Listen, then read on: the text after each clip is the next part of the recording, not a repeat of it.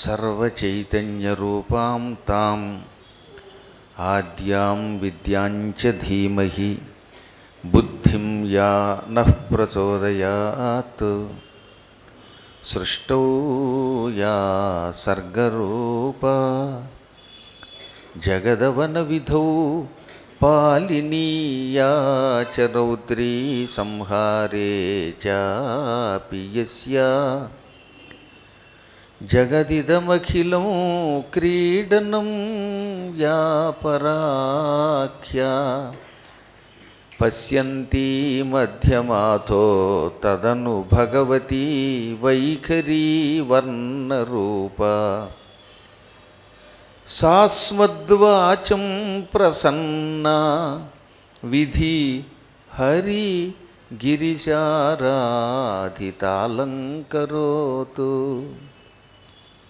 शुक्लाम्बरधरं विष्णुं शशिवर्णं चतुर्भुजं प्रसन्नवदनं ध्यायेत् सर्वविघ्नोपशान्तये वन्दे गुरुपदद्वन्द्वमवाङ्मानसगोचरं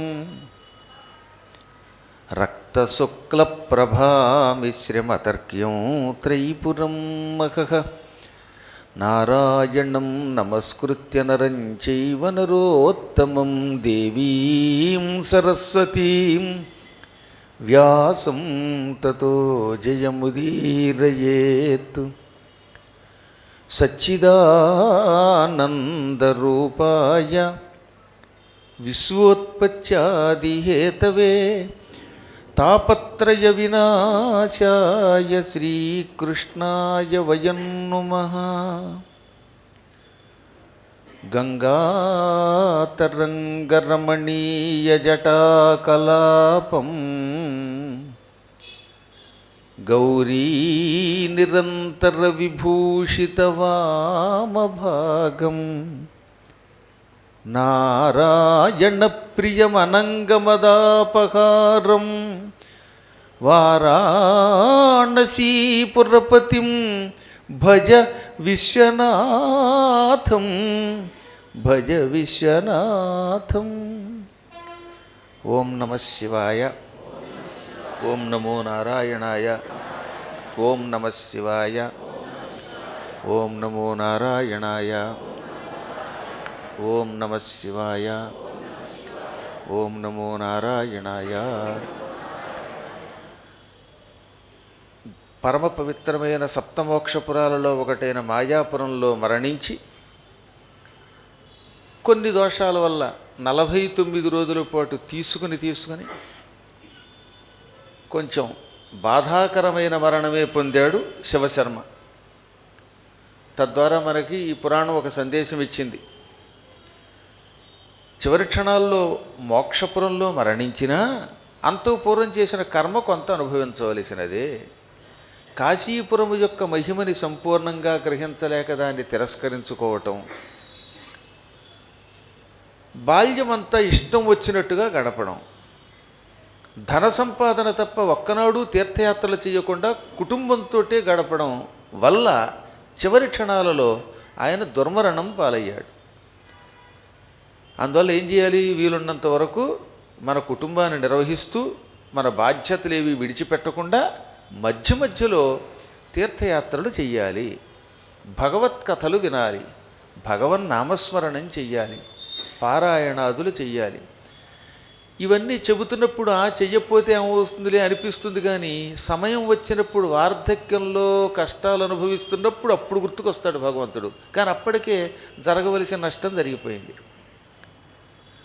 యవ్వనం అధ్రువం అన్నారు. అంటే శాశ్వతం కాదు యవ్వనం. ఆ యవ్వనంలో ఉన్నప్పుడు ఎప్పటికీ ఇలాగే ఉంటాను, నేను ముసలివాణ్ణి కాను అని పాపం ముసలివాళ్ళను చూసి చాలామంది పరిహాసం చేస్తారు. కానీ కళ్ళు మూసి తెరిచేలోపు వీడు ముసలాడైపోతాడు. వీడి తర్వాత వచ్చేటటువంటి వాళ్ళు వీడు చూసి నవ్వుకుంటారు అన్నమాట. ముసలాడు కదలలేకపోతున్నాడు, కారు ఎక్కలేకపోతున్నాడు. మేము హిందీ పండిట్ ట్రైనింగ్ అవుతున్న రోజుల్లో కుర్ర లెక్చరర్ ఒక ఆయన వచ్చాడు, పెళ్లి కాని లెక్చరర్. అస్సాం నుంచి వచ్చాడు పాపం. అంటే అది హిందీ పండిట్ ట్రైనింగ్ కదా, అందువల్ల. ఆయన ముసలాళ్ళని చూసి పక్కపక్క నవ్వి ఆనేవాలీ పీఢీ జానేవాలీ పీఢీ అనేవాడు. అంటే పోయే కాలం వాళ్ళు, పోయిన తరం వాళ్ళు, వచ్చే తరం అంటే మాదంతా రాబోయే తరం, అది పోయే తరం. పోయే కాలం మాటే మాట్లాడాడు. జానేవాలీ పీఢీ అన్నాడు. చిత్రం ఏంటంటే ఈ జానేవాలీ పీఢీ అన్నవాళ్ళు బాగానే ఉన్నారు. ఈయన ఆ మాట అన్న 3 రోజుల తర్వాత ఈయనకి యాక్సిడెంట్ అయ్యి కాలు విరిగి ఈయన జానేవాలీ పీఢీ అయిపోయాడు. అందువల్ల ఎందుకు అప్పుడప్పుడు మనకు కాళ్ళు విరగొడతాడు భగవంతుడు అంటే మనం ఎవరినో అపహాస్యం చేశాం. ఎందువల్ల మనకి అప్పుడప్పుడు వార్ధక్యంలో భయంకర రోగాలు వస్తున్నాయంటే యవ్వనంలో ఉన్నప్పుడు ఎవరినో చూచి అపహసించామన్నమాట. అందువల్ల అవి లేకుండా చూసుకోవాలి. శివశర్మ చివరికైనా బాగుపడ్డాడు. కారణం సరైన సమయంలో పశ్చాత్తాపం వచ్చింది, తీర్థయాత్రలకు వెళ్ళాడు. ఆ పుణ్యం వల్ల 49 రోజుల పాటు ఈ పాత పాపమంతా భూలోకంలో విడిచిపెట్టి ఉత్తమ లోకాలకి వైకుంఠానికి ప్రయాణమై వెళ్ళాడు. విష్ణుదేహము వంటి దేహమును ధరించి పరమసుందరాకారం ధరించి పుణ్యశీల సుశీలురని పేరు కలిగిన 2 పుణ్యాత్ములు దివ్య విమానంలో తీసుకువెడుతూ ఉంటే వైకుంఠానికి ప్రయాణమై వెళ్ళాడు. ఈ విమానం చాలా అద్భుతమైన విమానం. ఆ విమానంలోకి ఎక్కిన తర్వాత ఈ వైష్ణవ శరీరంలో ప్రవేశించాక ఆ వ్యక్తికి ఈ భూలోక సంబంధమైన బాధలు ఉండవు, ఆకలి ఉండదు, దాహం ఉండదు, సక్రమ ప్రయాణం ఉంటుంది. దానికి అసలు రూట్ మ్యాప్ అక్కర్లేదండి, దానంతా అదే పట్టుకుపోతుంది. అది ఈ గూగుల్ అమ్మని వచ్చిన తర్వాత ఈ అమ్మని ఏదో అసలమ్మని మర్చిపోయి ఈ గూగుల్ అమ్మని పట్టుకుంటున్నాడు. దానివల్ల ఏమవుతుందన్నమాట, రోజు ఇంటి నుంచి ఇక్కడికి వచ్చేవాడే అయినా సరే మళ్ళీ ఆ మ్యాప్ పెట్టుకుంటాడు. ఆఫ్టర్ 1/4 మైల్ టేక్ లెఫ్ట్ అంటే కానీ వీడు లెఫ్ట్కి వెళ్ళడు. అది ఎక్కడన్నా వీడిని షిఫ్ట్ చేసిందా వీడి బతుకు కథ క్రాఫ్ట్ అయిపోతుంది. ఎయిర్ క్రాఫ్ట్ అయిపోయినా పర్వాలేదు, నేల మీద క్రాఫ్ట్ అయిపోతున్నాడు. ఏమిటో అంత బుర్ర లేకుండా అయిపోతే ఎలాగా? ఈ మధ్యన ఒక ఆయన నీ పేరేమిటంటే వెంటనే ఇది ఫోన్లో నొక్కి వాట్ ఈజ్ మై నేమ్ అని అడిగాడు. అప్పుడు చెప్పింది నీ పేరు పుల్లయ్య. ఓహో అని చెప్పడం మొదలెట్టాడు. అంటే వాడి పేరు కూడా ఈ మ్యాప్ మీద ఆధారపడతాడు. ఇంకేం చెబుతాం వీడికి? అదే చెప్తుందనమాట. 6:30 ట్యాబ్లెట్ వేసుకొనుము, 6:35కు మంచినీళ్ళు తాగుము, 7 గంటలకి భార్యతో మాట్లాడము, 8 గంటలకి టీ తాగుము అనే చెబితే చేస్తాడు. ఇలా చేయడు. ఒకవేళ చెప్పడం మర్చిపోయిందనుకోండి, ఫోన్లో ఛార్జింగ్ అయిపోయా చెప్పపోతే వీడు చచ్చిపోతాడు. మరీ ఇంత యాంత్రికమైన బతుకైపోతే ఇంకా కొంతకాలానికి మనం ఏమైపోతామో తెలియట్లేదు. హాయిగా పూర్వకాలంలో ఒక్కసారి అలా రూట్ చూస్తే మర్చిపోయేవాళ్ళం కాదు మేము. అందువల్ల దివ్య విమానంలోకి ఎక్కాడు కదా, వైకుంఠలోకానికి వెడుతున్నాడు. విష్ణు శరీరం వంటి శరీరంతో ఉన్నాడు కాబట్టి ఆకలి లేదు, దప్పిక లేదు, ఆనందంగా ప్రయాణించాడు. కాకపోతే పుణ్యంలో కొంచెం లోపం ఉన్నది కనుక ఆయన ప్రయాణం వేగంగా సాగకుండా అన్ని లోకాలు చూసుకుంటూ వెడుతుందన్నమాట. అంటే ఇది ప్యాసింజర్ రైలు అయిపోయింది. ఇది గోల్కొండ ఎక్స్ప్రెస్ అని ఉంటుంది. సికింద్రాబాద్లో ఎక్కి విజయవాడ వెళితే మనకి జీవితం మీద విరక్తి కలుగుతుంది. అది పేరుకి ఎక్స్ప్రెస్. అలాగా ఈ ప్రయాణం కొంచెం సరదాగా సాగుతుంది. ఎందుకు సాగించారంటే ఈ వంకతో మనకు గొప్ప చరిత్ర అందించడానికి విష్ణుదూతలు ఈ ప్రయాణం కొంచెం ప్రొలాంగ్ చేశారు. అప్పుడు ఏమవుతుంది, మనకి దారిలో కనబడిన లోకాలన్నిటి గురించి వీడు అడుగుతాడు. అడిగితే వాళ్ళు చెబుతారు. అది మనం తెలుసుకుని మనం తరిస్తాం. మనల్ని తరింపజేయడానికి ఆ రైలుని ప్యాసింజర్ రైలుగా మార్చారు ఆ విమానాన్ని.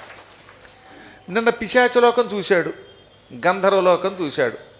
భూలోకంలో భగవంతుడి మీద మధురంగా పాటలు పాడేవాళ్ళు అంటే ఘంటసాల లాంటి మహానుభావులు అనమాట. ఆ పాటల్ని కూనీ చేయకుండా కొంచెం బాగా పాడేవాళ్ళు. మళ్ళీ ఆయన ఎలాగో బాగా పాడతాడు, కొంత దాన్ని పాడతారు. ఆ ఘంటసాల వారు ఉంటే ఎందుకు ఎదురు అని చెమ్ముడు నీళ్ళలో దూకేస్తాడు. అలా కాకుండా కొంచెం జాగ్రత్తగా పాడేవాళ్ళు. శివనామస్మరణం, కేశవనామస్మరణం సిగ్గు లేకుండా భక్తితో చేసేవాళ్ళు. ఇతరులకు నాట్యశాస్త్రం నేర్పేవారు, గాంధర్వం నేర్పేవారు. ఇలాంటి వాళ్ళు గంధర్వలోకానికి వెడతారు. కాబట్టి మీరు పురాణంలో నేను గోవిందానం అన్నప్పుడు ఏం చేయాలి? మొగమోటు పడకుండా గోవిందానాలి. పక్కవాడు ఏమన్నా అనుకుంటాడేమోనని మూతికిలా అడ్డం పెట్టుకుని గోవింద గోవింద అని రహస్యంగా అంటే అప్పుడు గోవింద నీ బతుకు. గంధర్వలోకానికి వెళ్ళవు, మళ్ళీ ఏం చేస్తావు? పాతాళలోకానికి పోతావు. కాబట్టి ఎప్పుడు మొగమాటం లేకుండా భగవన్నామాన్ని ఉచ్చరించాలి. అదిగో అలాంటి మహానుభావులు ఇక్కడ ఉంటారు అని ఆ లోకం చూపించేలోపు ఆ లోకం దాటి విద్యాధర లోకానికి వెళ్ళారు. ఏతే విద్యార్థినాం అన్నం ఉపానద్వస్త్రకంబలం. ఈ విద్యాధర లోకానికి వెళ్ళాలి అంటే ఏం చెయ్యాలి? చదువుకునే పిల్లలకి చదువు చెప్పించండి. స్టూడెంట్స్ కోసమని ఒక స్కూలు పెట్టిన వాళ్ళు, వాళ్ళకి ఉచితంగా విద్య నేర్పేవాళ్ళు. విద్యానిధి అనే పేరుతో ఇందాక కార్యక్రమం పెట్టారు కదా, అందులో ఏమని చెప్పారు? సంస్కృతం నేర్పుతున్నారు, సంగీతం నేర్పుతున్నారు, నాట్యం నేర్పుతున్నారు, ప్రణవపీఠం తరపున ఆన్లైన్లో ఇవన్నీ ఉచితంగా నేర్పుతున్నారు, ఎన్నెన్నో విద్యలు నేర్పుతున్నారు కదా. ఇలా నేర్పేటటువంటి వాళ్ళు, విద్యార్థులకి అన్నం పెట్టేవాళ్ళు, చెప్పులు, గొడుగులు, వస్త్రాలు, పడుకోవడానికి దుప్పట్లు, చలివేస్తే కప్పుకోవడానికి దుప్పట్లు మొదలైనవన్నీ ఇచ్చేవాళ్ళంతా మరణించాక విద్యాధర లోకానికి వెడతారు. నరకానికి వెళ్లకుండా విద్యాధర లోకానికి వెళ్ళడం కూడా అదృష్టమేగా. ఇవి పుణ్యం ఇంకెక్కువ చేస్తే ఉత్తమ లోకానికి వెడతారండి. కనీసం ఈ చిన్న పుణ్యం చేసినా వాళ్ళు విద్యాధర లోకానికి వెడతారు. మందులు ఇస్తారుగా, రోగిష్టి వాళ్ళకి కొంతమంది ఫ్రీ మెడిసిన్స్ అని ఇస్తారు. ఔషధములను రోగులకు పంచిపెట్టువారు కూడా ఈ విద్యాధర లోకానికి వెడతారు. శిష్యులను పుత్రవాత్సల్యంతో చూసేవాళ్ళు, తన దగ్గర పనిచేసే వాళ్ళకి వేళకు అన్నం పెడుతూ, వాళ్ళకి అన్ని రకాల వసతులు ఇస్తూ, మరీ తిక్క పని చేసి రూటు తప్పిపోయినప్పుడు తప్ప ఉత్తప్పుడు తిట్టకుండా ఉన్నవాళ్ళు, వాళ్ళంతా ఈ లోకానికి వెడతారట. మళ్ళీ వాడు రూటు తప్పినప్పుడు ఒక డెప్ మీద ఇచ్చుకోవాలండి. అసలు ఇచ్చుకోకపోతే తప్పు. మరీ 24 గంటలు గారం చేయకూడదు, కానీ ప్రేమగా శిష్యుల్ని చూడాలి. తప్పు చేసినప్పుడు ఒట్టిగా కొట్టాలి. అలా ఒట్టిగా మొడుతూ శిష్యుల్ని పుత్రవాత్సల్యంతో చూసేటటువంటి వాళ్ళు అంటే ఈ మాస్టర్లు అనమాట. వీళ్ళంతా పిల్లల్ని ఎంతో గారంగా చూసారే, వీళ్ళకి విద్యాధర లోకం కనీసం ఖాయం. ఇలా అంటూ ఉండగా విద్యాధర లోకం దాటిపోయింది. విమానాన్ని కాసేపే ఆపుతారంటో, ఎక్కువసేపు ఆపకూడదు. అంటే వెనక్కి ఇంకో విమానం వస్తుంది మళ్ళీ, అందుకని ఈ ప్లాట్ఫారం ఖాళీ చేయాలి. ఆ విమానం కొంచెం ముందుకెళ్ళగానే హఠాత్తుగా ఒక చోట ఒక అద్భుతమైన బంగారపు రంగులో ఉన్నటువంటి నగరం కనపడింది. ఆ నగరమంతా బంగారంతో నిర్మించారు. ఇంత బంగారం ఎక్కడిదిరా బాబు అనుకున్నాడు ఈయన. ఇంతలో మన భక్తుడు అనుకున్నాడు, అందులో కొంత బంగారమైనా సింహాసనానికి ఇస్తే బాగుండు అనుకున్నాడు. వాడు ఎవడు కూడా వాడిది. ఆ బంగారపు కోట కూడా, బంగారపు నగరం, బంగారపు భవనాలు అంతా బంగారమే. అందులోంచి అద్భుతమైన బంగారపు కిరీటం పెట్టుకుని పరమసుందరాకారుడైన ఒక వ్యక్తి వచ్చాడండోయ్. అసలు ఇంత అందగాడు ఎక్కడైనా ఉంటాడా అని అనుకుంటూ ఉండగా ఆ మహానుభావుడు రావడంతో దేవదుందువులు మోగాయి. దేవలోకంలో డప్పులు ఉంటాయి. ఆ డప్పులు మోగిస్తూ ఉంటే ఆ శబ్దం మధురంగా వినపడుతుంది. ఈ భూలోకపు డప్పులు కాదు, మధురమైన శబ్దములు చేసేయట. కొందరు పువ్వుల వర్షం కురిపించారు. ఆయన్ని చూడడంతో పుణ్యశీల సుశీలురు కూడా మహాత్మా రా అని స్వాగతం చెప్పారు. ఈయనకు అనుమానం వచ్చింది, ఎవరండి ఆ మహానుభావుని చూడగానే మీరు కూడా స్వాగతం ఇస్తున్నారంటే ఆయనే యమధర్మరాజు గారు. సమస్త లోకానికి ధర్మరాజు ఆయన. సౌమ్యమూర్తి విమానస్థః ధర్మజ్ఞై పరివారిత సేవాకర్మసు చతురై భృత్యై త్రిచతురై సహ. ఆయన పరమ సౌమ్యమూర్తి, శాంతమూర్తిగా ఉన్నాడు. అంత శాంతం ఎవరికీ ఉండదు. అందమైన విమానంలో కూర్చుని వచ్చాడు. ఆయన చుట్టూతా పరివారం ఉన్నారు. ఆ పరివారం అంతా నా ఉపన్యాసం వినడానికి వచ్చిన మీలాంటి పుణ్యాత్ములట. అందరూ ధర్మాత్ములేట. నా పురాణం వినడానికి వచ్చే వాళ్ళలో అధర్మపరులు ఉండరు, నాకు ఆ నమ్మకం. అది నా పూర్వజన్మ సుకృతం. ఆయన చుట్టూ కూడా, యమధర్మరాజు గారి చుట్టూ కూడా అందరూ ధర్మాత్ములు, పరమసౌమ్యులు, సేవ చేయటంలో తత్పరులు, మాట వరసకు కూడా కారు రూటు తప్పించకుండా నడపగలిగేవాళ్ళు. అటువంటి మహానుభావులు 4 రకాల పరివారాలు ఉన్నారు. భృత్యులు, సేవకులు, కింకరులు, కర్మజ్ఞులు అని సేవకులు 4 రకాలు. భృత్యులు అంటే చెప్పింది మాత్రమే చేస్తారు, ఇంకా రెండో పని చేయరు వాళ్ళు. ఒరే అన్నం వడ్డించు అంటే అన్నం వడ్డించేసి ఊరుకుంటాడు, ఇంకా పులుసు పోయిడు. అలా చెప్పిన పని చేసి వేరే పని చేయని వాడిని భృత్యుడు అంటారంటే గుర్తుపెట్టుకోండి. ఒరే కర్ర పట్టరా అంటే కర్ర పట్టుకొస్తాడంతే, ఆ తర్వాత ఇచ్చేసి మళ్ళీ కూర్చుంటాడు, ఇంక రెండో పని చేయడు వాడు. ఇక రెండో రకం కింకరులు అని ఉంటారు. అంటే వీళ్ళు ఏం చేస్తారన్నమాట, చేతులు కట్టుకుని ఎప్పటికప్పుడు నన్ను ఏం చేయమంటారండి ఏం చేయమంటారండి అని అడిగి చెప్పగానే ఆ పనిని చురుగ్గా చేసి పెడతారు. చెప్పితేనే చేస్తారు వీళ్ళు కూడా, కానీ ఎప్పుడూ పని చేయడానికి రెడీగా ఉంటారు. కిం కరోమి ఇది పృచ్ఛతి కింకరః అంటే ఏంటనమాట, వాడికి రెడీగా ఉంటాడనమాట. ఒరే కారు నడుపు అంటే నాకు గేర్ లేని కారు నడపడం రాదండి అంటే వాడు కింకరుడు కాడు, వాడు మొహం వాడు వంకరుడు. కాబట్టి ఎప్పటికప్పుడు ఏం చెప్తే ఆ పని చేయడానికి సిద్ధంగా ఉండేటటువంటి వాడు కింకరుడు. ఇంకా మూడో వాడు సేవకుడు. సేవకుడు అంటే ఏం చేస్తాడు, వీడు చెప్పిన పనికి తన బుర్ర జోడిస్తాడు. అన్నం పెట్టు అంటే అయ్యా మీకు ఎంత అన్నం కావాలండి అని అడిగి వాడు ఎంత తింటాడో అంతే వడ్డిస్తాడు. అంటే అన్నం వడ్డించమన్నాం కదా అని గిన్నె బోర్లించేయడు. కాబట్టి సేవకుడి దగ్గర కొద్దిగా బుర్ర ఉంటుంది. అన్నం వడ్డించమంటే ఎంత కావాలని అడిగి అంతే వడ్డిస్తాడు తప్ప తక్కిన వడ్డించడు. మళ్ళీ ఇంకా చివరి వాడు కర్మజ్జుడని ఉంటాడు.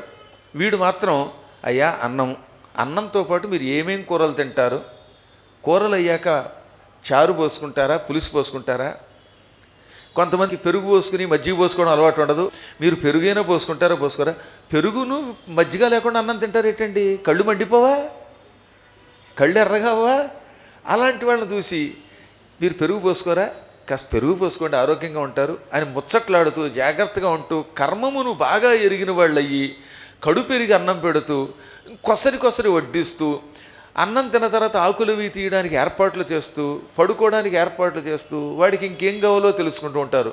అన్ని రకాల సౌకర్యాలు అరేంజ్ చేస్తారు.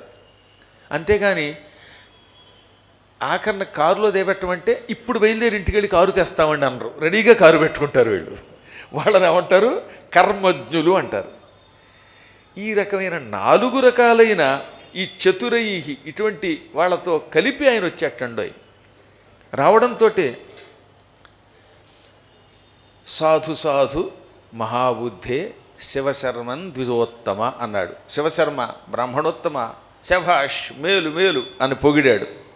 నీవు పరమపుణ్యాత్ముడివి, నీ బాల్యం నాకు అక్కర్లేదు, నీవు సద్బుద్ధి పొంది తీర్థయాత్రలు చేసావు, తీర్థయాత్రల్లో నీ సొంత సొమ్ము దానం చేశావు, ఆయా క్షేత్రాలలో చెయ్యవలసిన కర్మములు చేశావు, అభిషేకాలు చేశావు, ఇవ్వవలసిన దానాలు ఇచ్చావు, జపం చేశావు, పరమ పవిత్రమైన హరిద్వారంలో మాయాపురంలో శరీరం విడిచిపెట్టావు. దానివల్ల ఏమైపోయింది, నీ పాపమంతా ప్రక్షాళనం అయిపోయింది. కళేవరం పూతిగంధి సదైవ అశుచిభాజనం సుతీర్థపుణ్యపణ్యేన సమ్యగ్వినిమితం త్వయా. ఇది గొప్ప మాట. నిజంగా మానవ శరీరం ఉందే ఇది పూతిగంధి అంటే దుర్వాసనతో కూడినది, గంధిలము అంటే వాసనతో కూడినది, పూతిగంధిలము అంటే దుర్వాసనతో కూడినది. మన శరీరం ఎప్పటికప్పుడు దుర్వాసన వచ్చేస్తుందండోయ్. పొద్దున్న స్నానం చేసాం, సాయంత్రం స్నానం చేయకుండా ఇక్కడికి వచ్చి ఇలా చేతులు ఎత్తారా, ఇక తర్వాత 3 పూటలు అన్నం తినలేం. అందుకని చేతులు ఎత్తకంటారా బాబు అనాల్సి వస్తుంది. అంటే ఎక్కడి నుంచి ఏ వాసన వస్తుందో తెలియట్లేదు కనుక. మళ్ళీ సాయంత్రం స్నానం చేసినా 1 గంటకు మళ్ళీ చెమట పుడుతుంది, అదో దిక్కుమాల వాసన వస్తుంది. ఈ వాసన రాకుండా ఉండడానికి అప్పుడప్పుడు కొంతమంది డియోడ్రెంట్లు పెర్ఫ్యూములు కొట్టుకుంటే అది ఇది కలిసి ఇదో విచిత్ర వాసన. ఈ సెంటు కొట్టుకున్న వాడి దగ్గర నుంచి వచ్చే వాసన ఉందే, చెమట వాసన, సెంటు వాసన, ఇవన్నీ కలిసి కుక్క చచ్చిపోయినా పిల్లి చచ్చిపోయిన వాసనలన్నీ కలిపి వచ్చేస్తాయి. కాబట్టి మన శరీరం పూతిగంధిలం. సదైవ అశుచి భాజనం అన్నాడు, ఎల్లప్పుడూ అశుచికి నిలయము. భాజనము అంటే అన్నం తినడానికి పనికొచ్చే కంచము మొదలైనటువంటి పాత్రలు. భోజన భాజనములు అంటే ఏమిటనమాట, భోజనం తినడానికి పనికొచ్చే కంచాన్ని భాజనం అంటారు. అన్నం వండుకోవడానికి పనికొచ్చే కుండలు మొదలైనవన్నీ భాజనములే.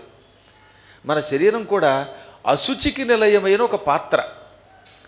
కానీ ఈ అశుచితో దుర్వాసనతో పాపములతో నిండిన ఈ శరీరము తీర్థయాత్రలు చేయటం వల్ల మొత్తం ప్రక్షాళనమైపోయి అత్యంత పవిత్రంగా మారిపోయి సువాసనతో నిండిన వస్తువుగా నిండిపోతుందిట. అందుకని తీర్థయాత్రలు చేయాలి. నువ్వేం చేశావు, తీర్థయాత్రలు చేశావు. ఆ తీర్థయాత్ర ప్రభావంతో అశుచి అయిన నీ శరీరం నిత్యశుచి అయిపోయింది, పరమశుచి అయిపోయింది. అందువల్లే నీవు ఇవాళ వైకుంఠానికి వెడుతున్నావు. నీవు అప్పుడప్పుడు ఈ విషయాన్ని దారి పొడుగుతా ఈ పుణ్యశీల సుశీలుల ద్వారా తెలుసుకో.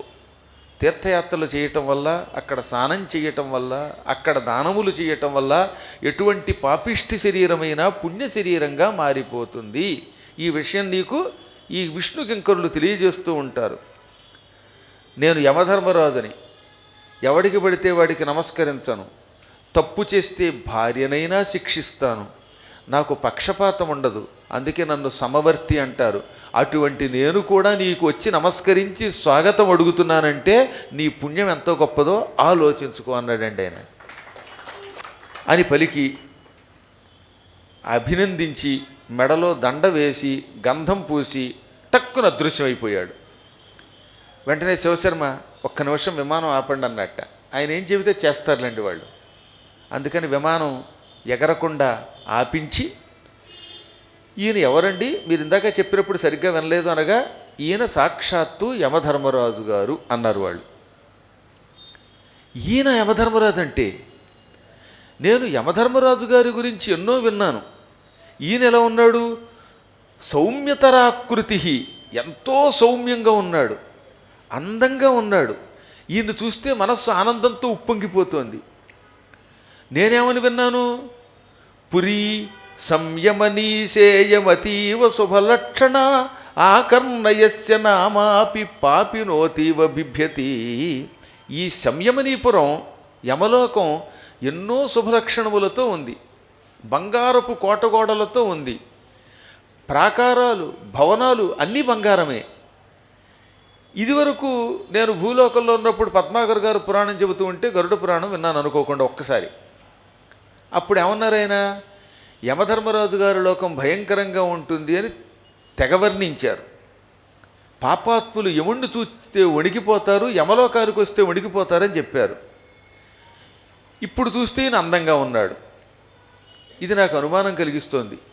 ఇంతకీ పద్మాకర్ గారు చెప్పినట్టుగా ఆయన భయంకరాకారంతో ఉంటాడా, ఇలా అందంగా ఉంటాడా? నేను లోకే అన్యథా జనాహ, ఇతరుల ద్వారా ఒక రకంగా విన్నాను, చూసే రూపం ఒక రకంగా ఉంది. అంటే విన్నది ఒక రకంగా ఉంది, చూపు ఒక రకంగా ఉంది. ఈయనకి ఇదే రూపమా, లేక రెండు రూపాలు ఉన్నాయా, లేక భూలోకంలో పురాణాలు చెప్పేవాళ్ళు అబద్ధం ఆడుతున్నారా అనగానే, మంచి మాట చెప్పావయ్యో, యమధర్మరాజు గారికి రెండు రకాల రూపములు ఉంటాయి. పుణ్యాత్ములకి ఇలా అందంగా కనపడతాడు. పుణ్యాత్ములు యమలోకం దగ్గరికి వస్తే యమలోకం ఇనపమయంగా కాకుండా సువర్ణమయంగా కనపడుతుంది. అదే పురాణములు వెనక దాన ధర్మములు చెయ్యక, తీర్థయాత్రలు చెయ్యక, ఎప్పుడు చూసినా పేడ పిసుక్కుంటూ సంపాదిస్తూ ఇంట్లోనే పడి ఉండే పాపాత్ములకి ఈ యమలోకం భయంకరమైన అయోమయంగా కనపడుతుంది. పూర్తిగా ఇనుముతో కూడిన కోట కనపడుతుంది. యముడు ఎంత అందంగా ఉండడు, నల్లగా అతి వికృతాకారంతో కనపడతాడు. కళ్ళు చింతనిప్పుల్లా ఎర్రగా ఉంటాయి, ఆయనకి కోరలు ఉంటాయి, పక్కన మృత్యు ఉంటుంది. భయంకరమైన క్రూర రోగములు, కుష్ఠరోగం, క్షయరోగం వంటి రోగములు రూపములు ధరించి ఆయన్ని సేవిస్తూ ఉంటాయి. ఆయనకి వికృతాకారము ఉంది, సౌమ్యాకారము ఉంది. పాపాత్ములకి ఆ రూపంతో కనపడతాడు, పుణ్యాత్ములకి ఇప్పుడు నీకు కనపడిన రూపంతో కనపడతాడు. ఇప్పుడు నీకు అర్థమైందా? ఆ మహానుభావుడు ఎవరెవరికి ఎలా కనపడతాడో చెబుతా వినండి. ఇతరుల ధనం అపహరించేవాళ్ళు, ఇతరుల భార్యలను ఎత్తుకుపోయేవాళ్ళు, ఇతరుల గృహాలను ఆక్రమించేవాడు, పక్కవాడి స్థలం 10 గజాలు ఆక్రమించుకునేటటువంటి వాడు, ఇతరుల యొక్క అభివృద్ధిని చూచి ఈర్ష్య పొందేవాడు, ఇతరులకి కీర్తి వస్తూ ఉంటే లోపల లోపల కుమిలిపోయేటటువంటి వాళ్ళు, దొంగతనం చేసేటటువంటి వాళ్ళు, అభాండములు వేసేవాళ్ళు, 24 గంటల న్యూస్ పేరుతో మహాత్ముల మీద తప్పుడు ప్రచారం చేసేవాళ్ళు, వీళ్ళంతా యమలోకానికి రాగానే యమధర్మరాజు గారు అత్యంత భయంకరాకారంలో కనపడతాడు. ఆ సమయంలో ఆయన శరీరము నల్లని కాటుక రంగు కంటే కూడా భయంకరమైన రంగుతో ఉంటుంది. నీలాభ్రాంజన పుంజవర్ణు అరుణోన్నిద్రాంబకో దగ్గరు ఆభీలస్ఫీత విశాలదౌష్ట్రు భృకుటీ భీమాస్యు నానారుజా కాలోగ్రాంతక మృత్యువందితు యముల్గాంచును గదాదండపాశాలోల స్ఫురణ భయంకర మహాహస్తున్ కరాళాంగునిన్. పాపాత్ముడు యముడిని చూడడానికి రాగానే ఆ యముడి రూపం ఎలా ఉంటుంది? నల్లని మేఘము, కాటుక ఇవన్నీ ఎలా ఉంటాయో అంత నల్లగా ఉంటాడు. అంత నల్లని శరీరంలో కళ్ళు మాత్రం ఎర్రగా నిప్పుల్లా మెరిసిపోతూ ఉంటాయి. తెల్లని కూరలతో కనపడతాడు. బాగా నల్లగా ఉన్నవాడు తెల్లని దంతాలు బయట పెడితే చీకట్లో బలే కనపడతాయి. అలా కనపడతాడు ఆయన. ఆ కూరలు కూడా వంకరగా పదునుగా భీకరాకారంతో ఉంటాయి. కనుబొమ్మలు ఇంతంతలావైన దుబ్బు కనుబొమ్మలతో ఉంటాయి. కొంతమందికి మీసాలే కనుబొమ్మలా అన్నట్టుగా ఉంటాయి అన్నమాట. అంత కనుబొమ్మలతో, అది కూడా కనుబొమ్మలు దగ్గరికి చేరిస్తే ఇంకా వికృతంగా ఉంటాయి. అటువంటి భయంకరమైన ముఖంతో ఉంటాడు. ఆయన పక్కన నానా రుజ రకరకాల రోగాలు. ఏమేంట రోగాలు? కుష్ఠరోగం, క్షయరోగం, ఏదో పిచ్చి రోగం, శ్లేష్మ రోగం, వాత రోగం, కాలు నొప్పి రోగం, అవేవో నొప్పుల రోగాలు, ఈ మాయిదారి రోగాలు, కోవిడ్ రోగాలు, ఈ రోగాలన్నీ పక్కన చేరి అటు ఇటు రకరకాల భయంకర పిశాచాల రూపంలో ఉండి ఆయన పక్కనే నిలబడి ఈ కొత్తగా వచ్చినటువంటి వాడిని, యమలోకానికి వచ్చినటువంటి దుర్మార్గుని చూసి అని బెదిరిస్తారు. బెదిరించడమే కాదు, ఎరా భూలోకంలో ఉన్నప్పుడు ఎప్పుడైనా నువ్వు గంగానదిలో స్నానం చేసావురా? యమునా నదికి వెళ్ళావా?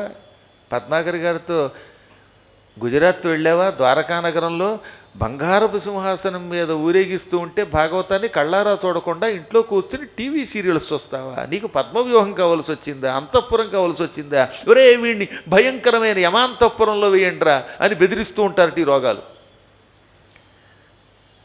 ఆ స్థితి మనకు రాకుండా ఉండాలంటే ఇలా పురాణం వినాలి జాగ్రత్తగా. ఈ విధంగా అతి భయంకరంగా బెదిరిస్తూ ఉన్నటువంటి ఆ దేవతలు, ఆ రోగాలు పక్కన ఉంటాయి. కాలపురుషుడు, మృత్యుదేవత, వీళ్ళంతా ఆయన పక్కనే ఉంటారు భయంకరకాల్లో. అటువంటి యముడు కనబడి శిశుహంతారం అముం విశ్రంభఘాతినం, వీడు చిన్నపిల్లలను చంపాడు, శిశుహత్య చేశాడు, అబార్షన్లు చేశాడు, కాబట్టి ఈ దుర్మార్గుడిని ఈ నరకంలో వెయ్యండి. వీడు బ్రహ్మహత్య చేశాడు, అంధతామిశ్ర నరకంలో వెయ్యండి. ఇదిగో ఈ దుర్మార్గుడు గురుతల్పగుడు, గురు భార్యని పొందిన దుర్మార్గుడు, అటువంటి ఈ దుర్మార్గుణ్ణి ఇదిగో కాలసూత్రమనే నరకంలో వెయ్యండి. ఈ పాపాత్ముడు పరనింద చేశాడు, మహానుభావుల్ని నోటికొచ్చినట్టు తిట్టాడు. అలా తిట్టిన ఈ పాపాత్ముడిని కుంభీపాకం అనేటటువంటి నరకంలో పుడుకులు వేయించినట్టు వేయించండి. ఇలా ఒక్కొక్క పాపానికి ఒక్కొక్క శిక్ష ఆ మహానుభావుడు వేస్తూ ఉంటే ఆ శిక్షలను చూచి అందరూ వణికిపోతూ ఉంటారు, హడిలిపోతూ ఉంటారు. అసలు ఆ రూపాన్ని చూస్తేనే గిజగిజలాడిపోతారు. అలా ఎంతోమందిని శిక్షించే ఆ మహానుభావుడు పరమ పుణ్యాత్ములకి మాత్రం సౌమ్యాకారంతో దర్శనమిస్తాడు. అందంగా కనపడతాడు, సువర్ణ కిరీటం ధరించి కనపడతాడు, స్వచ్ఛమైన తెల్లని రూపంతో మంచి బట్టలు కట్టుకుని కనపడతాడు. నాయన, భూలోకవాసులకు ఒక్క వరం మాత్రం ఆయన ఇచ్చాడు. యమధర్మరాజు గారు ఒకప్పుడు కాశీ వెళ్ళి తన పేరు మీదుగా ధర్మరాజేశ్వర లింగం అనే ఒక లింగాన్ని ప్రతిష్ఠించాడు. ఆ లింగం ఎక్కడ ఉంటుంది? విశాలాక్షిమాత గుడి దగ్గర ఉంటుంది, వటసావిత్రికి దగ్గరలో ఉంటుంది. నాతో పాటు ఆ ధర్మరాజేశ్వర లింగం దగ్గరకు వచ్చిన వాళ్ళు చేయొత్తాడో సరే, అబ్బో చాలామంది ఎత్తారు. అక్కడ ధర్మరాజేశ్వర లింగం లేక ధర్మదేవు మహాదేవ్ అని కూడా పిలుస్తారు, ధర్మదేవుడు అంటారు ఆయన్ని. యముడు స్వయంగా కాశీ వెళ్ళి ఒక లింగం ప్రతిష్ఠించాడనమాట. ఆ లింగం దగ్గరికి వెడితే అక్కడ గురువుగారి పేరు ఉంటుందవునా, గోడ మీద ఓ శిలా ఫలకం ఉన్నది. మా ఆత్మీయ శిష్యులు, పరమ శిష్యులు, చెన్నైలో ఉండేటటువంటి బలాహ కెమికల్స్ అధినేత, ఎవరైన పేరు? అమ్మ బాబాయ్ ఎంత బాగా చెప్పారు, శివప్రసాద్ గారు. ఆయన ఆ శివప్రసాద్ గారు ఈ యమధర్మరాజు గారు ప్రతిష్ఠించిన లింగం దగ్గర యమధర్మరాజు గారు స్వయంగా రచించిన శివకేశవ అష్టోత్తర శతనామములను ఓ శిలాఫలకం మీద వేయించి, పాలరాయి మీద వేయించి, హిందీలోను ఇటు నాగర్లిపిలో, తెలుగు లిపిలో, తమిళంలో కూడా వేయించారు. ఈ మధ్యన 3 భాషల్లో వేయించారు. కింద గురువుగారి ఆశీస్సులతో నా పేరు కూడా వేశారు. ఇప్పుడు అక్కడికి వెళ్ళిన వాళ్ళంతా ఆ శిలాఫలకం చూసుకుంటూ ఆ నామాలు చదువుతున్నారు. తెలుగు వాళ్ళు తెలుగులో, తమిళం వాళ్ళు తమిళంలో, నాగరలిపి తెలిసిన వాడు నాగర్లిపిలో చదువుకుంటున్నారు. అదిగో అది యమధర్మరాజు గారు ప్రతిష్ఠించినటువంటి ధర్మరాజ మహాలింగం. అది ధర్మేశ్వర లింగం, ధర్మదేవ మహాలింగం. యముడు చెప్పాడు, నేను స్వయంగా కాశీ వెళ్ళాను, తపస్సు చేశాను, ఈశ్వరలింగాన్ని ప్రతిష్ఠించాను. ఆ లింగం దగ్గర కూర్చుని శివుడి కోసం తపస్సు చేస్తే శివుడు ప్రత్యక్షమయ్యాడు. శివుడితో పాటు పక్కన కేశవుడు కూడా కనపడ్డట్టు. ఒకేసారి శివకేశవులు ఇద్దరూ ప్రత్యక్షమయ్యారు. అప్పుడు ఆయన ఆసువుగా నామాలు రచించాడు. ఆ నామములను అక్కడ పఠిస్తే ఇంక వాడికి పునర్జన్మ లేదు, శాశ్వతంగా ముక్తి పొంది తీరుతాడు. ఒకవేళ కాశీ వెళ్ళి ఆ ధర్మరాజేశ్వర లింగం దగ్గరే చదవలేకపోయినా, మీరు ఇంట్లో కూర్చుని చదివినా, ఈ జన్మలో అయితే వచ్చే జన్మలో అయినా కాశీలో మరణించే యోగం వస్తుంది. వాడు నరకానికి వెళ్ళడు. నరకానికి వెళ్ళినా ఇందాక శివశర్మ చూసినట్టుగా ధర్మరాజు గారిని అందమైన రూపంలో చూస్తాడు. యమధర్మరాజు గారు మెడలో దండ వేసి మరీ స్వర్గానికి పంపుతాడు ఉండయి. అలా మనల్ని స్వర్గానికి లేదా మోక్షానికి పంపే శక్తి కలిగిన నామములు శివకేశవ అష్టోత్తర శతనామములు. ఎప్పుడో 1993లో చెప్పాను. అప్పటి నుంచి ఎన్నోసార్లు చెబుతూనే ఉన్నాను. ఇప్పుడు మళ్ళీ మీకోసం ఆ నామాలు అందరి చేత చెప్పిస్తాను. అందరూ నేను చెప్పాక మీరు చెప్పండి. స్వయముగా కాశీలో యమధర్మరాజు గారు రచించిన 108 నామములు. ఓం శ్రీకాంతాయ నమః. ఓం శివాయ నమః. ఓం అసుర నివర్హణాయ నమః. ఓం మన్మథరిపవే నమః. ఓం జనార్దనాయ నమః. ఓం ఖండపరశవే నమః. ఓం శంఖపాణయే నమః. ఓం శశిశేఖరాయ నమః. ఓం దామోదరాయ నమః. ఓం త్రిపురసోదనాయ నమః. ఓం అంబుధర నీలాయ నమః. ఓం స్థాణవే నమః. ఓం ఆనందకందాయ నమః. ఓం సర్వేశ్వరాయ నమః. ఓం గోవిందాయ నమః. ఓం భూతేశాయ నమః.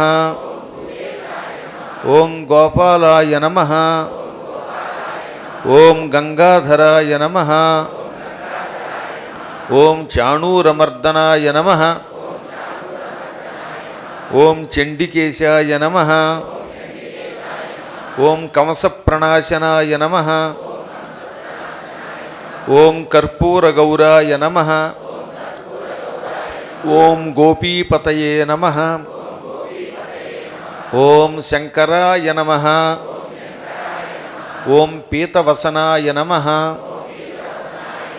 ఓం గిరిశాయ నమః. ఓం గోవర్ధనోద్ధరణాయ నమః. ఓం బాలమృగాంకవర్ణాయ నమః. ఓం మాధవాయ నమః. ఓం భవాయ నమః. ఓం వాసుదేవాయ నమః. ఓం విషమేక్షణాయ నమః. ఓం మురారయే నమః. ఓం వృషభధ్వజాయ నమః. ఓం హృషీకపతయే నమః. ఓం భూతపతయే నమః. ఓం సౌరయే నమః. ఓం ఫాలనేత్రాయ నమః. ఓం కృష్ణాయ నమః. ఓం హరాయ నమః. ఓం గరుడధ్వజాయ నమః. ఓం కృత్తివసనాయ నమః. ఓం కల్మషారయే నమః. ఓం గౌరీపతయే నమః. ఓం కమఠాయ నమః. ఓం శూలినే నమః. ఓం హరయే నమః. ఓం రజనీశ కళావతంసాయ నమః. ఇందులో తప్పు పడింది, కళావంతసాయ అని కళావతంసాయ అనాలి. మళ్ళీ ఓం రజనీశ కళా అవతంసాయ నమః. ఓం రజనీశ కళావతంసాయ నమః. ఓం రమేశ్వరాయ నమః. ఓం పినాకపాణయే నమః. ఓం శ్రీరామాయ నమః. ఓం భర్గాయ నమః. ఓం అనిరుద్ధాయ నమః. ఓం శూలపాణయే నమః. ఓం నృసింహాయ నమః. ఓం త్రిపథగార్ద్రజటాకలాపాయ నమః. ఓం మురహరాయ నమః. ఓం ఈశాయ నమః. ఓం రాఘవాయ నమః. ఓం ఉరగాభరణాయ నమః. ఓం పద్మనాభాయ నమః. ఓం ఉగ్రాయ నమః. ఓం మధుసూదనాయ నమః. ఓం పినాకపతయే నమః. ఓం యాదసే నమః. ఓం ప్రమథాధినాథాయ నమః. ఓం నారాయణాయ నమః. ఓం మృత్యుంజయాయ నమః. ఓం పురుషోత్తమాయ నమః. ఓం త్రిదశైకనాథాయ నమః. ఓం అచ్యుతాయ నమః. ఓం కామశత్రవే నమః. ఓం అబ్జపాణయే నమః. ఓం దిగ్వసనాయ నమః. ఓం చక్రపాణయే నమః. ఓం భూతేశాయ నమః. ఓం బ్రహ్మణ్యదేవాయ నమః. ఓం సర్వాయ నమః. ఓం ముకుందాయ నమః. ఓం విశ్వేశ్వరాయ నమః. ఓం సనాతనాయ నమః. ఓం త్రినేత్రాయ నమః. ఓం రావణారయే నమః. ఓం శ్రీకంఠాయ నమః. ఓం ధర్మధురీణాయ నమః. ఓం శంభవే నమః. ఓం కమలాధీశాయ నమః. ఓం ఈశానాయ నమః. ఓం యదుపతయే నమః. ఓం మృడాయ నమః. ఓం ధరణీధరాయ నమః. ఓం అంధకహరాయ నమః. ఓం శార్ంగపాణయే నమః. ఓం పురారయే నమః. ఓం విష్ణవే నమః. ఓం నీలకంఠాయ నమః. ఓం వైకుంఠాయ నమః. ఓం దేవదేవాయ నమః. ఓం మధురిపవే నమః. ఓం త్రిలోచనాయ నమః. ఓం కైటభరిపవే నమః. ఓం చంద్రచూడాయ నమః. ఓం కేశినాశాయ నమః. ఓం గిరీశాయ నమః. ఓం లక్ష్మీపతయే నమః. ఓం త్రిపురారయే నమః. ఓం వసుదేవసోనవే నమః. ఓం త్రక్షాయ నమః. ఈ నామాలు మొత్తం 108లో అన్నీ బాగానే పడ్డాయి, కానీ ఒక 48, 56లో ఒక చిన్ని తప్పు, ఎక్కువ కాదు. ఓం రజనీశ కళావతంసాయ, ఈ సున్నాని తా పక్కకి చేర్చుకోండి. ఏం చేస్తారు? వా పక్కనున్న సున్నాని తా పక్క పెట్టండి. 56లో త్రిపథగార్ద్ర జటా కలాపాయ నమఃకి కా దీర్ఘం పడిపోయింది, కా పొట్టి చేసుకోండి. ఈ రెండూ తప్ప మిగతా ప్రింటింగ్ మిస్టేక్స్ లేకుండా జాగ్రత్తగా పడ్డాయి. అత్యద్భుతమైన ఈ 108 నామాలు స్వయంగా యమధర్మరాజు గారు కాశీలో రాసి మనకు అందించాడు. ఈ 108 నామములు భక్తి శ్రద్ధలతో ఎక్కడైనా చదువుకోండి. కాశీలో చదివితే ఆ యమధర్మరాజేశ్వర లింగం దగ్గర చదివితే ఇంకా లాభం. ఇది ఎంత గొప్పతో చెప్పారండి. యో ధర్మరాజరచితాం లలిత ప్రబంధాం నామావలీం సకల కల్మషబీజహంత్రీం ధీరోత్ర కౌస్తుభభృతస్య శిభూషణత్యా నిత్యం జపేత్ స్తనరసం న పిబేత్ సమాతుః. యమధర్మరాజు గారి చేత కూర్చబడిన నామములివి. ఇది ప్రబంధం అంటే ఆయన రచించలేదు, కూర్చాడు. ఈ నామాలు ఎప్పుడూ ఉన్నాయి భగవంతునికి. విష్ణునామాలు, శివనామాలు ఒకరు రచించినవి కావు. పరమాత్మకి పుట్టుకతో ఆయన రూపం ధరించినప్పుడే వచ్చాయని అర్థం అన్నమాట. ఈ నామములను ఒక చోట చేర్చాడు. అందుకని దీనికి ఏమని పేరు? కూర్పు.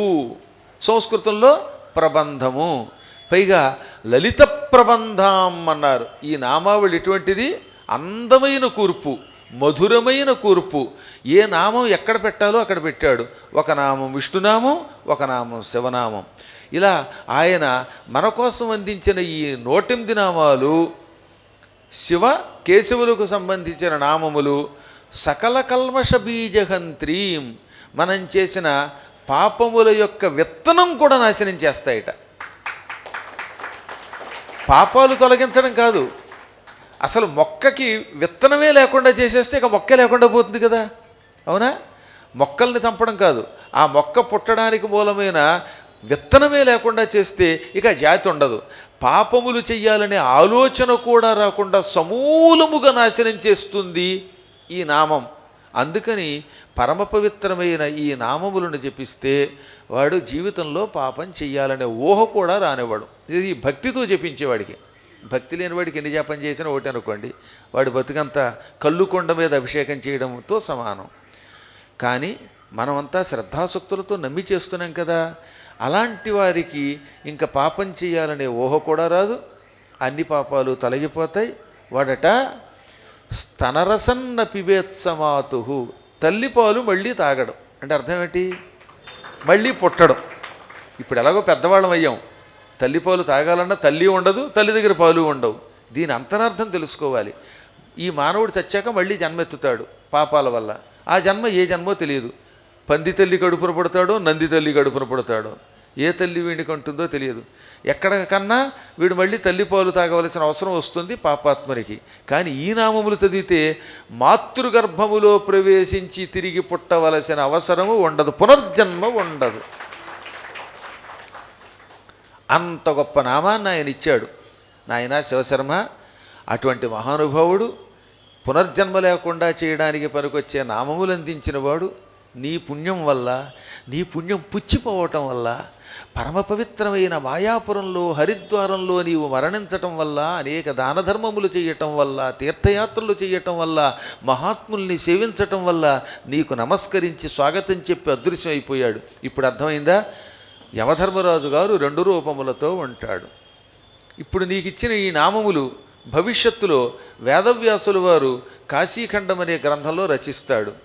ఆ కాశీఖండాన్ని పద్మాకర్ గారు నాగోల్లో ఉన్న కృష్ణాలయంలో చెబుతారు. చెప్పగానే భక్తులు దాన్ని వింటారు, అంటారు. ఈ అన్నవాళ్ళు, విన్నవాళ్ళు, చెప్పిన వాళ్ళు కూడా పూర్వజన్మ సుకృతం వల్ల ఈ పాపాలు తొలగించుకుని వీళ్ళు కూడా పునర్జన్మ లేకుండా శుభాలు పొందుతారు అని పలుకుతూ ఉండగా విమానం దాటిపోయింది అక్కడి నుంచి. ఈ వంకతో మనం ఎంత అదృష్టవంతులయ్యాం. శివశర్మ దగ్గరికి ధర్మరాజు రాకపోతే, ధర్మరాజు గారికి 2 రూపాలు ఉంటాయా అని అడగకపోతే ఈ చరిత్ర బయటకు వచ్చేదా, ఈ నామాలు బయటకు వచ్చేవా? అందుకని పుణ్యశీల సుశీలురు శివశర్మని ప్రతి లోకాన్ని చూపిస్తూ, అక్కడ ఆపుతూ, అక్కడ విశేషాలు తెలియజేస్తూ ప్రయాణం కొనసాగిస్తున్నారన్నమాట. ఇక్కడి నుంచి ఇంకొక లోకం కనపడింది. యమధర్మరాజు గారు లోకం దాటిన తర్వాత ఆ లోకంలో ఎంతోమంది ఆడవాళ్ళు నృత్యం చేస్తున్నారు, పాటలు పాడుతున్నారు. సరసాల జవరాలను అని పాడుతూ ఉంటే వాళ్ళకే చూశాడు శివశర్మ. అందులో వాళ్ళు ఎంతో గారంగా ప్రేమగా చూస్తున్నారు టీని. ఎంత పుణ్యాత్ముడు అయ్యా, వైకుంఠానికి వెడుతున్నావు, దివ్య విమానం ఎక్కావు, మా బతుక్కి ఏదో స్వర్గం వంటి లోకాలకు వెడుతున్నాం తప్ప వైకుంఠానికి వెళ్ళలేకపోతున్నావు అని కొంచెం ఈయన్ని గౌరవిస్తూ చూశారు. ఇలా గౌరవపు చూపులతో చూస్తున్న ఈ స్త్రీలున్న లోకం ఏమిటని అడిగితే అప్పుడు పుణ్యశీల సుశీలురు చెప్పారు, ఇది అప్సరోలోకము, అప్సర స్త్రీలు ఇక్కడ ఉంటారు. నీకేసి ప్రేమగా చూస్తున్నటువంటి ఆ స్త్రీల్లో ఒక ఆవిడ ఊర్వశి, ఆవిడ రంభ, ఈవిడ తిలోత్తమ, ఈవిడ హరిణి, ఈవిడ హేమ, ఈవిడ ఉదార, ఈవిడ పేరు వపువు అని వరసగా వాళ్ళ పేర్లన్నీ చెప్పి వీళ్ళంతా చాలా ఉత్తమ స్త్రీలు. భూలోకంలో ఉన్నప్పుడు ఎన్నో దైవ కార్యాలు చేశారు. దేవలోకంలో ఈ ప్రాంతంలో అప్సరోలోకంలో ఉండడానికి భూలోకంలో కొన్ని పుణ్యాలు చేయాలి. అందులో ఒకటి ఏమిటి? శివుడి సన్నిధానంలో నృత్యం చేయటం, లేదా కార్తీక మాసంలో విష్ణు సన్నిధానంలో నృత్యం చేసి పాటలు పాడి భగవంతుడిని కీర్తిస్తే ఆ పుణ్యం వల్ల వీళ్ళంతా ఈ లోకంలో ఉంటారు. వీళ్ళు అగ్ని కార్యాలు చేసిన పుణ్యాత్ముల్ని, అగ్నిహోత్రుణ్ణి పూజించిన ప్రవరుడి వంటి వారిని, భూలోకంలో ఉండగా దాన ధర్మాలు చేసేవారిని, నిత్యం గాయత్రీ జపం చేసేవాళ్ళని, ఇలాంటి పుణ్యాత్ములందరినీ ఇక్కడికి వచ్చాక గౌరవిస్తూ ఉంటారు, వారికి సుఖాలు ప్రసాదిస్తూ ఉంటారు. వాళ్ళే వీళ్ళంతా కూడా అంటూ ఉండగా ఈ అప్సరసలందరూ వీడ్కోలు చెబుతూ ఉండగా విమానం అక్కడి నుంచి దాటి వెళ్ళిపోయింది. ఈ పట్టు ధగ ధగ మెరిసిపోతున్న ఒక బింబం కనపడింది. అమ్మ బాబోయ్, ఏమిటి బింబం? మహా తేజస్సుతో వెలిగిపోతోంది అన్నాడు ఈయన. ఈ బింబము సూర్యబింబం, ఈయన ఆదిత్యుడు. అసవాదిత్యో బ్రహ్మ అనే మంత్రం ఇందులో ఉంది. అసౌ ఆదిత్య బ్రహ్మ. ఈ ఆదిత్యుడు సాక్షాత్తు పరబ్రహ్మస్వరూపుడు.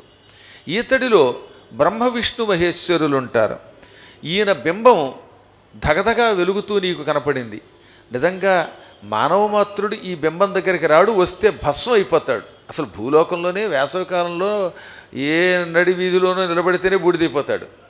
అటువంటి వాడు సూర్యలోకం దాకా వస్తాడా, వస్తే భస్మం కాకుండా ఉంటాడా?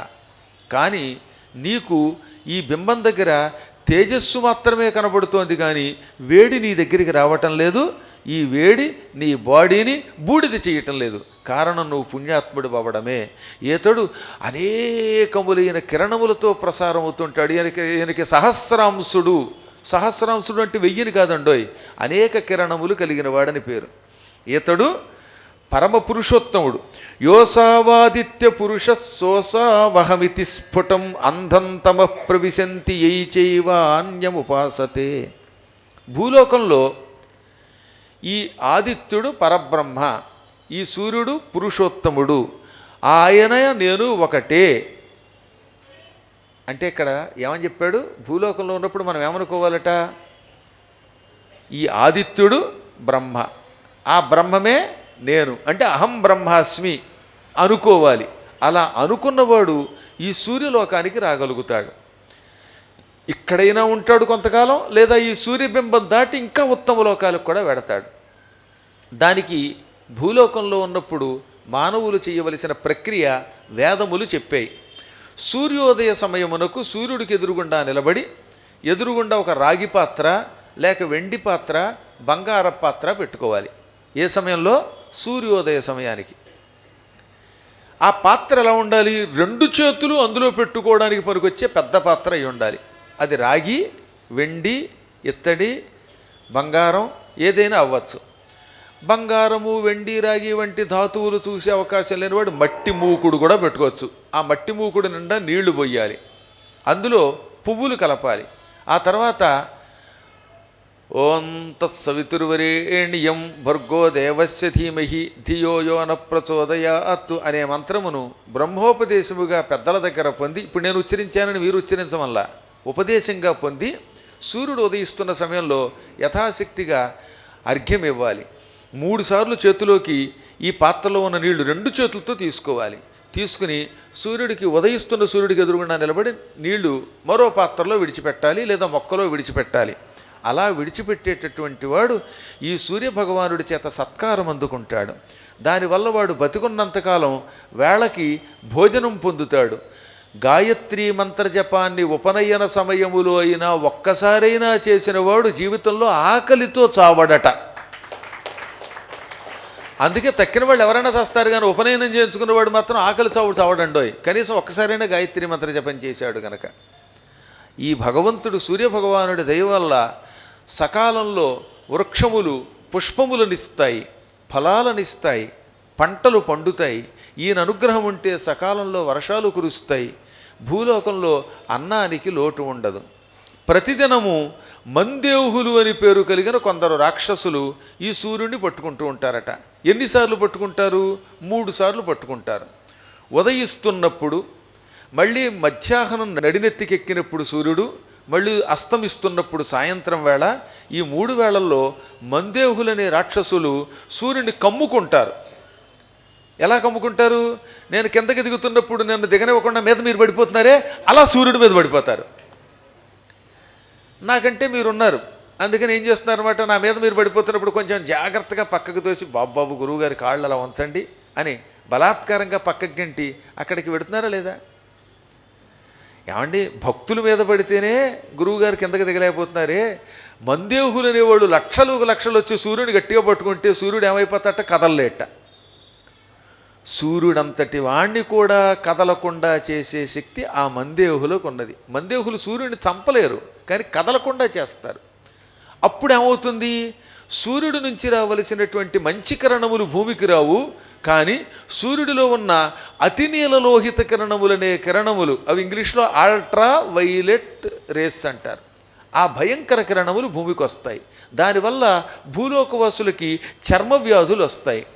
భూలోకంలో కాలము సక్రమంగా గడవదు. అందుకే చలికాలంలో కూడా వేసవికాలపు వాతావరణం వస్తుంది. ఇప్పుడు చూసారా మీరు, భూలోకంలో ఇప్పుడు రెండే కాలములు, వేసవి, మండు వేసవి.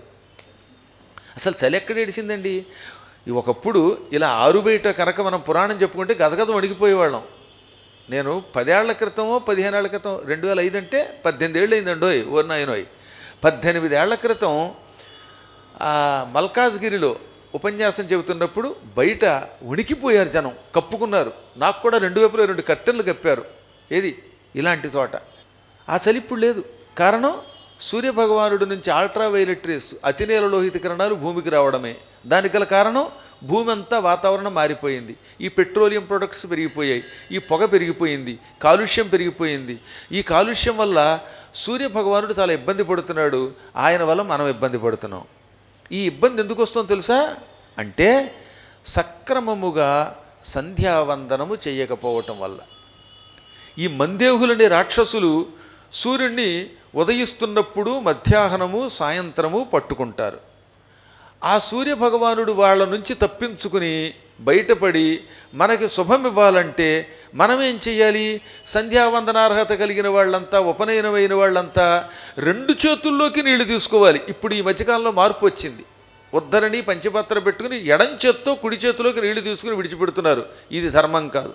అసలైన ధర్మం ఏమిటంటే 2 చేతులతోటి అర్ఘ్యం ఇవ్వాలి. అందుకే పూర్వకాలంలో నదుల దగ్గరికి వెళ్ళేవారు, నదిలో స్నానం చేసి 2 చేతుల్లోకి నీళ్లు తీసుకునేవారు, తీసుకుని సూర్యుడికి విడిచిపెట్టేవారు. అందుకని ఆ కాలంలో సూర్యభగవానుడు సక్రమంగా పనిచేశాడు. ఇప్పుడు కలియుగం కదా, మనకు అంత ఓపిక లేవు. దానికి తోడు తిరుగుళ్ళు, పొద్దున్నో చోట సాయంత్రం ఓ చోట ఉద్యోగాలు. అందువల్ల 2 చేతులతో అర్ఘ్యం ఇవ్వలేకపోతున్నాం. కనీసం ఒక చేత్తో ఇచ్చినా కొంతవరకు ఏమనుకోండి. దానికి కూడా వావిలికొల్ల సుబ్బారావు గారు గతి లేనప్పుడు ఒక చేత్తో ఇచ్చినా పర్వాలేదు, మానద్దురా అన్నాడు. ఎవరు? వావిలికొల్ల సుబ్బారావు గారు సంధ్యావందనం మీద అద్భుతమైన పుస్తకం రాశారండోయ్. ఆయనకి ఆంధ్ర వాల్మీకి అని బిరుదు. నేను బాగా ఇష్టపడే మహానుభావులైన పండితుల్లో ఆయన కూడా ఒకడు. ఎంత పాండిత్యం అండి అయింది, ఎన్ని భాషలు వచ్చండి ఆయనకి. ఆయన చదవని గ్రంథం లేదు. ఆయనకి అందరూ ఆంధ్ర వాల్మీకిని విరుదిస్తే నేను ఆంధ్ర వాల్మీకిని కాదు, వాసుదాసుడిని అన్నాడు ఆయన. పరమ వినయవంతుడు, అంత పాండిత్యం ఉండి కూడా వినయం కలిగిన వాడు కనుక నాకు ఎందుకంటే ఆ వాల్మీకి బిరుదు, అంతటి పండితుడిని నేను కాను, వాసుదేవుడికి దాసుణ్ణి అని వాసుదాసహ అన్నాడు ఆయన. అదొక గొప్ప తమాషా అయినటువంటి సమాసం చేసుకున్నాడు ఆయన. అంతటి మహాత్ముడు ఆయన సంధ్యావందనం మీద ఎంత బాగా రాశాడండి. ప్రతి మంత్రమునకు 5 అర్థాలు ఉంటాయి, అన్ని అర్థములు రాశాడు ఆయన. అలాంటి పుస్తకాలు చదవాలి మనం. అంత టైం ఎక్కడుంది మనకి? కాఫీ తాగడానికే టైం సరిపోదు, కాఫీకి ముందు వెనక మందులు వేసుకోవడానికి టైం సరిపోదు, రకరకాల దిక్కుమాల పనులకి సమయం సరిపోదు, పిల్లలతో గడపడానికి టైం సరిపోదు, ఉన్న కాసేపు సొల్లు కబుర్లు చెప్పుకోవడానికే టైం సరిపోవట్లేదు. జ్ఞానం ఉంటే వాటి మీద దృష్టి పెడతాం మనం. అందువల్ల ఎందుకు చెప్తానంటే, వీలుంటే ఎప్పుడు 2 చేతులతో ఇలా అర్ఘ్యం విడిచిపెట్టాలి. నీళ్లు తీసుకుని సూర్యోదయ సమయంలో విడిచిపెట్టాలి, మళ్ళీ మధ్యాహ్నం విడిచిపెట్టాలి, సూర్యుడు అస్తమిస్తున్నప్పుడు విడిచిపెట్టాలి, గాయత్రి మంత్రపూర్వకంగా విడిచిపెట్టాలి. మగవాళ్ళైతే ఓం భూర్భువస్సువః తత్సవితురు వరేణ్యం అనకూడదు, వరేణ్యం అనాలి. అది తమాషాగా పలకాలి. వరేణ్యం భర్గోదేవస్య ధీమహి ధియోయో న ప్రచోదయాత్ అనే మంత్రంతో మగవాళ్ళు విడిచిపెట్టాలి. ఆడవాళ్ళకి ఈ మంత్రాన్ని ఏం చేశారు? యో దేవ సవితాస్మాకం ధియో ధర్మాదిగోచరా ప్రేరయేత్తస్య యద్భర్గస్తద్వరేణ్యముపాస్మహే అని శ్లోకంలోకి మార్చారు. శ్లోకంతో ఆడవాళ్ళు విడిచిపెట్టాలి, ఈ మంత్రంతో మగవాళ్ళు విడిచిపెట్టాలి. అదేంటండి, ఇద్దరు ఒకటే రకంగా ఎందుకు విడిచిపెట్టకూడదంటే, మగవాడికి ప్యాంటు షర్టు లేక డ్రాయరు వేసుకునే ఒక విధానం ఉంటుంది, ఇతని డ్రెస్ కోడ్ వేరు, ఆడవాళ్ళ డ్రెస్ కోడ్ వేరు, మగవాళ్ళ అవయవాల తీరు ఆడవాళ్ళ అవయవాల తీరు వేరు. అందుకని శరీర సౌలభ్యం కోసం వస్త్రాలు ఎలా వేసుకుంటున్నామో, మంత్రం కూడా వీళ్ళకున్నటువంటి గుణదోషములను బట్టి శరీర ఆకృతిని బట్టి విభజించారు. అంతే తప్ప నిజంగా ఎవరి మీద పక్షపాతం లేదు. మనం పూర్వకాలం వాళ్ళని చూస్తే వాళ్ళకి మగవాళ్ళ మీద పక్షపాతం, ఆడవాళ్ళ మీద ఏదో ద్వేషం లేదు, ఉట్టి భ్రమ. ఆడవాళ్ళకే ఎక్కువ ప్రాధాన్యం ఇచ్చి తల్లి అన్నారు. స్త్రీకున్న గౌరవం ఇంకెక్కడా లేదు ఈ ప్రపంచంలో, కేవలం మన శరీర ఆకృతి అన్నమాట. మగవాడు చటుక్కుని పై చొక్కా తీసేసి ఓ తువ్వాలు వేసుకుని వెళ్ళిపోయినట్టుగా ఆడవాళ్ళు వెళ్ళడానికి వీలు కాదు కదా, మరి శరీర ఆకృతి కదా అది. అందువల్ల ఈ మంత్రమును అలా మార్చారు. అలా మార్చి ఇద్దరూ అర్ఘ్యం ఇమ్మన్నారు. పూర్వం ఇద్దరూ ఇచ్చేవారు. సీతాదేవి కూడా సంధ్యావందనం చేసింది. సంధ్యాకాలమనా శ్యామ ధ్రువమేష్యతి జానకి అని సుందరకాండములో 15వ సర్గలో చెప్పారా లేదా? కాబట్టి అందరూ ఇవ్వాలి. అప్పుడు ఏమవుతుంది? ఇలా సూర్యుడు ఉదయిస్తున్న సమయంలో మంత్రపూర్వకముగా 2 చేతులతో నీళ్లు తీసుకుని వీలుంటే అందులో ఎర్రని పువ్వులు మొదలైన పువ్వులు కూడా కలిపి అర్ఘ్యమిస్తే ఈ నీరు భయంకరమైన వజ్రాయుధం కింద మారిపోతుంది, ఒక బలమైన ఆయుధంగా మారిపోతుంది. ఈ ఆయుధం కళ్ళు మూసి తెరిచేలోపు, ఎంతసేపు కన్ను మూసి తెరిచేలోపు రివ్వున సూర్యుడి దగ్గరికి వెళ్ళిపోతుందట. మనం ఎక్కడో ఇంట్లోనో గంగానదిలోనో యమునా నదిలోనో విడిచిపెట్టే ఈ నీరు రెప్పపాటు కాలంలో మహావేగంగా సూర్యుడి దగ్గరికి వెళ్ళి అది కూడా ఒక భయంకరమైన వజ్రాయుధంగా మారి అక్కడికి వెళ్ళి సూర్యుడిని పట్టి పీడిస్తూ కమ్ముకుని ఆయన్ని కదలనివ్వకుండా చేస్తున్న ఈ మందేహుల్ని పట్మని కొడుతుంది ఒక్క దెబ్బ. ఆ దెబ్బకి ఆ మందేహులు విరుచుకుపోయి మందర పర్వతం మీద పడిపోతారు. అక్కడి నుంచి మళ్ళీ కొండ మీద పడిపోతారు. డామ్మని సూర్యుడి నదులు పడిపోతారు. దిమ్మ తిరిగిపోతున్నట్టు వాళ్ళకి, కళ్ళు తిరిగిపోతాయట వాళ్ళకి. ఆ దెబ్బకి వాళ్ళు అక్కడ పడిపోయి సొమ్మసిల్లి కాసేపు దాకా లేవలేరు. అప్పుడు సూర్యుడు ఏమవుతాడు? ఈ మందేహులు విడిచిపెట్టారు కనుక ఏది ఈ అర్ఘ్యజలం దెబ్బకి అప్పుడు హాయిగా ప్రయాణం చేస్తాడు. ఆయనకి ఒక్క మందేహుల్ని విడిపించుకోలేడు తప్ప మిగతా అన్ని శక్తులు ఉన్నాయి. అప్పుడు ఆయన కృతజ్ఞత పొందుతాడు. నాయన పద్మాకర, లేకపోతే ఇంకో సత్యనారాయణ, ఇంకో జాంబవంతుల వారు, భూలోకంలో మీరంతా నన్ను పట్టుకున్న మందేహుల నుంచి నన్ను విడిపించారు. అందువల్ల మీ ఇంటిలో ఈ రోజు నుంచి వేళకి భోజనం లభించుగాక. మీకు బియ్యం, మీకు పప్పులు, ఉప్పులు, నూనెలు, అవి అప్పడాలు, వడియాలు, కడియాలు, దెబ్బకాయ పచ్చళ్ళు, గోంగూర వంటి ఆహార పదార్థములు సమృద్ధిగా లభించుగాక. మీ ఇంట్లో బ్యాంకు బ్యాలెన్స్ ఉండుగాక. మీకు కట్టుకునేందుకు వస్త్రములు లభించుగాక. మీకు కుటుంబంలో ఐకమత్యం ఉండుగాక అని రకరకాల సంపదలు ఇస్తాడు. అందువల్ల గాయత్రీ మంత్రం వల్ల, అర్ఘ్యం వల్ల ఇన్ని శుభములు సూర్యుడి ద్వారా మనం పొందుతాం. మళ్ళీ మధ్యాహ్నానికల్లా ఈ దెమ్మ తిరిగి పడిపోయిన వాళ్ళు మళ్ళీ లేచిపోతారు. వీళ్ళు మందు వేసుకుని రెడీగా ఇన్సులిన్ చేయించుకుని మళ్ళీ పైకి లేస్తారు. లేచి మళ్ళీ సూర్యుడిని పట్టుకుంటారు. అప్పుడు మళ్ళీ మధ్యాహ్నం వీళ్ళు సంధ్యావందనం చేయగానే ఈ అర్ఘ్యం మళ్ళీ వాళ్ళకి పడగొడుతుంది. మళ్ళీ సాయంత్రం దాకా ఆయన మనల్ని అనుగ్రహిస్తాడు. మళ్ళీ సాయం సంధ్యా సమయంలో వీళ్ళు కమ్ముకోగానే మళ్ళీ మనం అర్ఘ్యం ఇవ్వగానే డామ్మని వాళ్ళు కింద పడిపోతారు. ఎంత అద్భుత శక్తి ఉందో చూసారా అక్కడ. అంటే సూర్యుడిని మనం రక్షిస్తే సూర్యుడు మనల్ని రక్షిస్తాడు. ఇచ్చి పుచ్చుకునే బంధం ఇది. అందుకని ఇప్పుడు మీరేం చేయాలి? సంధ్యావందనం మానేయాలా? చేసి తీరాలి. ఇప్పుడు కలియుగంలో అవి సరిగ్గా జరగడం లేదు, అందరం చేయటం లేదు. ఎక్కడో నోటికి కోటికి ఒకటి చేస్తున్నాడు, మిగతా వాళ్ళంతా పునుగు తినేస్తున్నారు.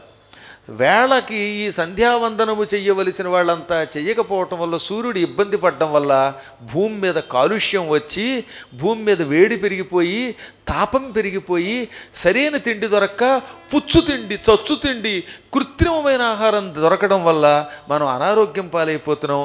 చేతులారా మనం తెచ్చుకుంటున్న రోగములు ఇవి. అవునా?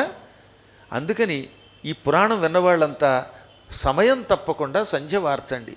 పూర్తిగా సంధ్యావందనం చేయలేకపోయినా కనీసం అర్ఘ్యమైనా ఇవ్వండి. ఈ అర్ఘ్యం మీకు దైర్ఘ్య జీవితం ఇస్తుంది, దీర్ఘ జీవితాన్ని ప్రసాదిస్తుంది. ఒక్కసారి సూర్యభగవానుడికి భక్తితో నమస్కారం చేసుకోండి. ఆ మహానుభావుణ్ణి మందేహుల నుంచి రక్షించాలి. మందేహ దేహ నాశార్థముదయాస్తమయే రవి సమీహతే ద్విజోత్సృష్టం మంత్రతో యాంజలిత్రయం అన్నాడంతే. 3 సార్లు అర్ఘ్యం ఇవ్వాలట. పైగా ఆ మందేహుల నుంచి సూర్యుడిని రక్షించడానికి ఉదయం, సాయంత్రం, మధ్యాహ్నం పూట ఒకవేళ చేయకపోయినా అంత ఎక్కువ ఇబ్బంది లేదు. కానీ ఉదయ సాయం సమయాల్లో మాత్రం 3 పర్యాయములు అర్ఘ్యం ఇవ్వాలి.